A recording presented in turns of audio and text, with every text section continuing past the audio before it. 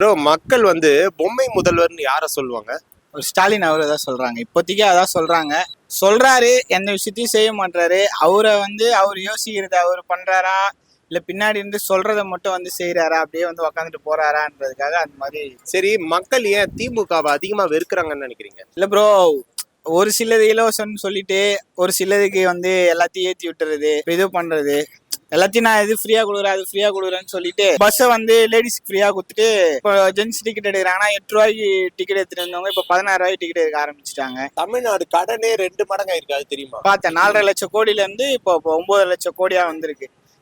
இவங்க இந்த 5 வருஷம் இதுல மட்டுமே ஆல்மோஸ்ட் ஒரு 5 லட்சம் கோடி கடன் வாங்கியிருக்காங்க. இந்த 5 லட்சம் கோடி வாங்கி என்ன பண்ணாருன்னு தெரிஞ்சாவது கொஞ்சம் நல்லா இருக்கும். திமுக ஆட்சிக்கு வர வாய்ப்பு இருக்கா இல்லையா?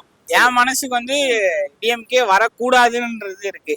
இதுக்கு மேலேயும் அவங்க வந்தாங்கன்னா ஆல்ரெடி இந்த 5 வருஷத்துலயே எவ்வளவு நம்மள இறக்கி விட முடியுமோ இறக்கி விட்டாங்க. திரும்ப வந்தாங்கன்னா அடுத்த 5 வருஷத்துல நம்ம ஏதாவது தலையில துண்டு போட்டு தான் போற மாதிரி ஆயிடும்னு நினைக்கிறேன்.